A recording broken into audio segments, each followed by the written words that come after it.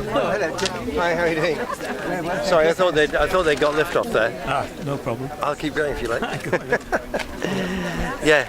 So, and then you say, okay, well, if we haven't got the regulations, what about the engineering? And the California government did a massive investigation, and they said that even with the very best regulations and the very best engineering, you could not mediate to less than significant and inevitable some of the major consequences of fracking. And lots of people have done the same. And the problem is the wells leak. And the industry's known that since the 30s. And they're still leaking, and they can't fix them. And actually, fracking wells leak more than conventional wells. We've actually got, on Frack Isle of Wight, we've got a couple, Mary Foster and her husband, who've moved over here from Texas, and they know all about it. Yeah. They have to buy the water over there now. Yeah. Because there's no fresh water. Yeah. And there's no way to clean an aquifer. No. And we're here sitting on a massive underground lake known as the Great Rydale Aquifer. Yeah. And if that gets polluted, company clears off. No amount of cash is going to make a difference. We're going to be short in water. That's right. And pumping it from elsewhere until they're short of water. This is prime agricultural land as well. There's sheep everywhere out there, isn't it? Well, we've got a lot of farmers relying on boreholes. And if their borehole goes, then they're facing massive water bills. Yeah. And there's so many people relying on water. Well, we all do, don't we? It's a God-given right, water. Well, Nestle's would have it that you're only entitled to 2 litres a day. Yeah. So. And they'll sell you it for God knows how much. Yeah, and because they bought the water supplies up that they're not going to frack. But no, I mean it's all very naughty. It's all a great corporate land grab. Yeah. We don't need the gas. No. This week, not going to go to us anyway, is it? This week there was a paper from BIS, the old deck that was, said that we'd got 20-year gas supply with no question of any risk, even on a freezing cold night when everybody turns their television on. Yeah. And their kettle. And so even the government themselves are saying, that argument for doing the fracking, that's gone, it's out the window. It was never a goer in any case. But that's, the government saying we don't have a sustainable challenge. So why is Theresa May not doing anything about it? I think they're hoping that they'll get massive revenue.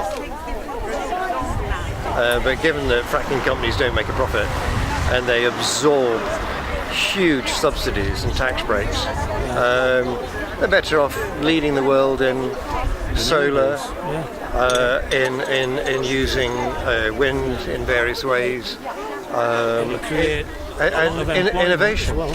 Innovation, that's what we're good at. We are very good at innovation and design and things like that. Yeah. We're going to have to get very good at survival before long. And in fact, there are another 2 papers came out this last week as well. One saying the North of England should be part of that drive to innovate and manufacture renewables. No mention of shale. And the government's own report on a greener future, saying that we've got to look to green renewables, and they did mention gas, but that was only to say non-fossil fuel derived gas. So that's these farms, they put their deep litter into a biodigester and all the rest of it, and get gas to produce energy. Yeah.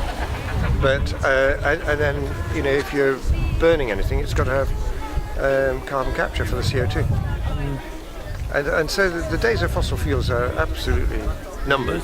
But there are governments around the world who are desperate that they should continue because there's a lot of cash in their party coffers, as well as the government. They're addicted to fossil fuels, and this is the problem. Yeah, it is. They're insane, basically, in my opinion. Anyway. And then you have it's not been proven to be dangerous. And you find a research paper looking at 10,000 mothers and about 11,000 babies And there's a marked increase, 40% increase in premature births related to the distance from the wells, the number of wells, and the activity of the wells. And a 30% increase in doctor-described complicated pregnancy. Well, have you heard about the agenda? What do you think of the agenda about dumping nuclear waste down these wells? Well, yeah, I did go to a meeting hosted by NERC talking about deep disposal, and it was all categorically denied. And I don't know is the answer. I don't think anybody knows. I think... But I know Ian Crane, you know Ian Crane. I know Ian. He went to a meeting not long ago and they weren't answering his questions. No. Which did answer the questions, in my opinion. You know. Well, I know. I mean, but you can't actually put that forward as a reason to not do the fracking, because there are a lot of really good reasons that we know about. And just. Yeah. But it's a greenhouse gas. Is another thing. It's a fossil fuel. It's a greenhouse. Produces greenhouse gas. Definitely. That's the end of the story, really. Definitely. Yeah. That's my talk in 30 seconds. Yeah. Well, there you go. Okay. Well, could you have your name again, please? Tim Thornton. Tim Thornton. Yeah. Tim.Thornton3@gmail.com. Thanks very much, Tim.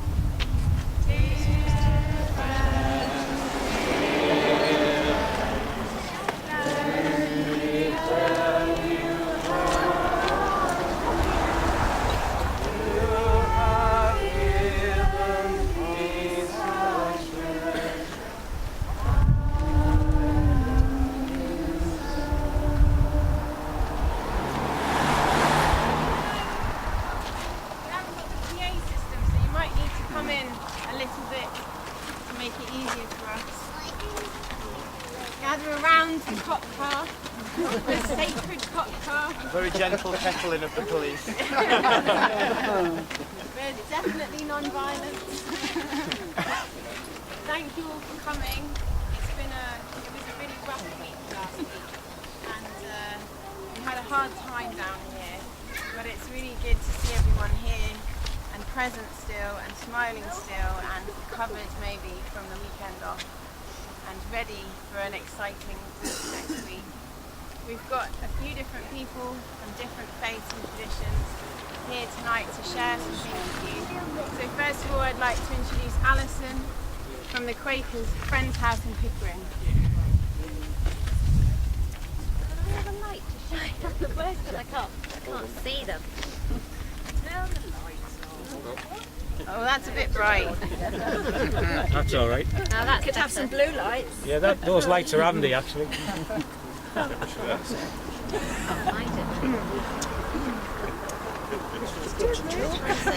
Thank you.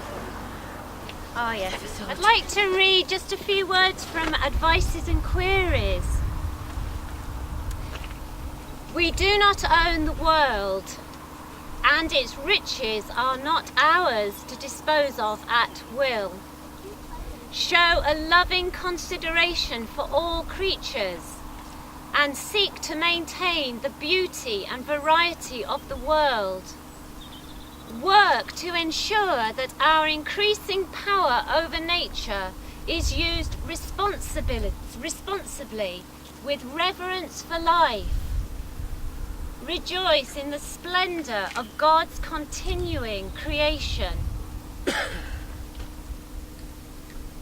Just have a short silence, and then I'll just say a few more words, and if you just allow the words to just come out of the silence and then sink back into silence.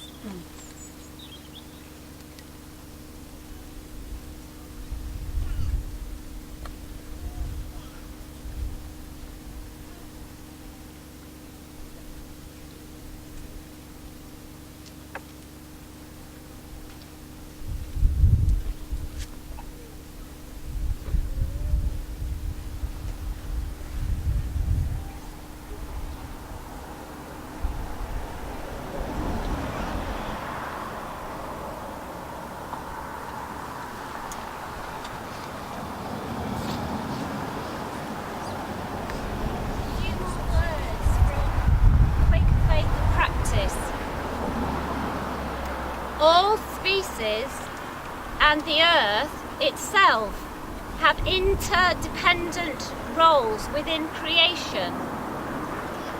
Humankind is not the species to whom all others are subservient, but one among many. All parts, all issues are inextricably intertwined. Indeed, the web of creation could be described as of 3-ply thread.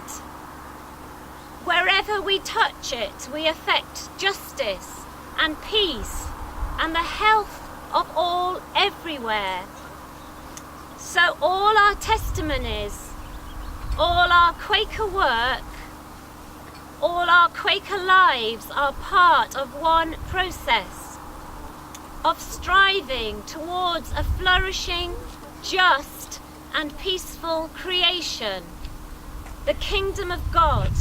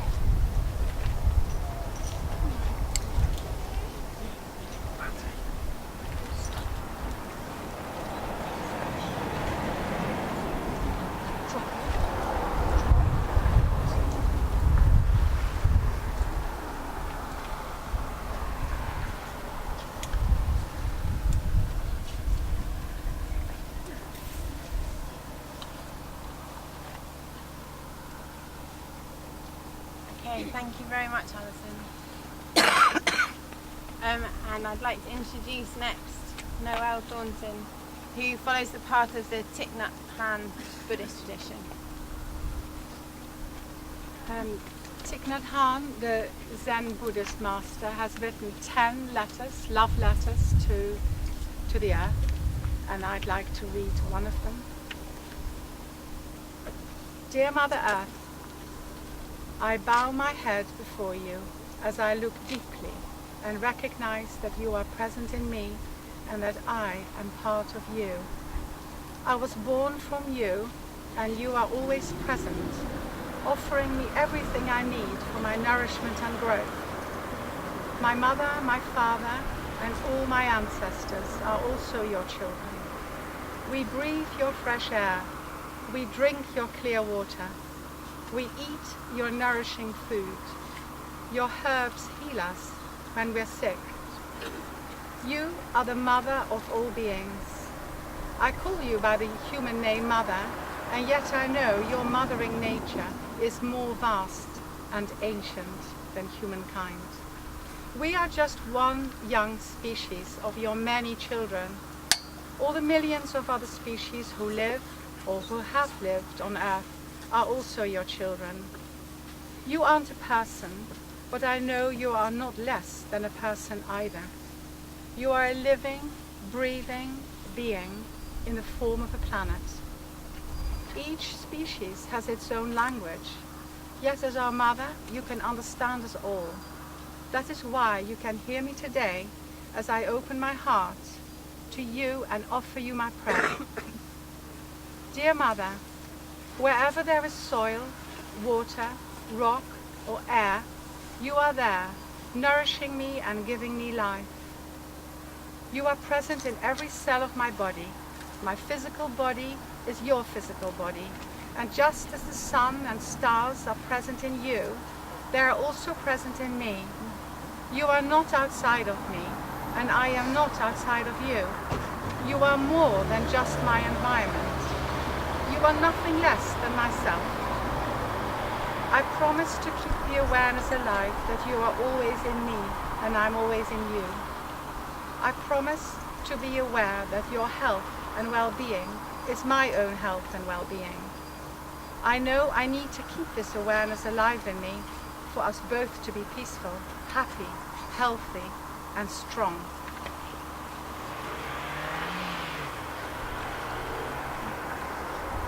But there are times when we have not done so well.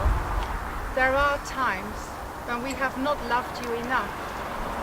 Times when we have forgotten your true nature. And times when we have discriminated and treated you as something other than ourselves. There have been many times when, through ignorance and unskillfulness, we have underestimated, exploited, wounded, and polluted you. That is why I make the deep vow today, with gratitude and love in my heart, to cherish and protect your beauty and to embody your wondrous consciousness in my own life. I vow to follow in the footsteps of those who have gone before me, to live with awakening and compassion, and to be worthy of calling myself your child.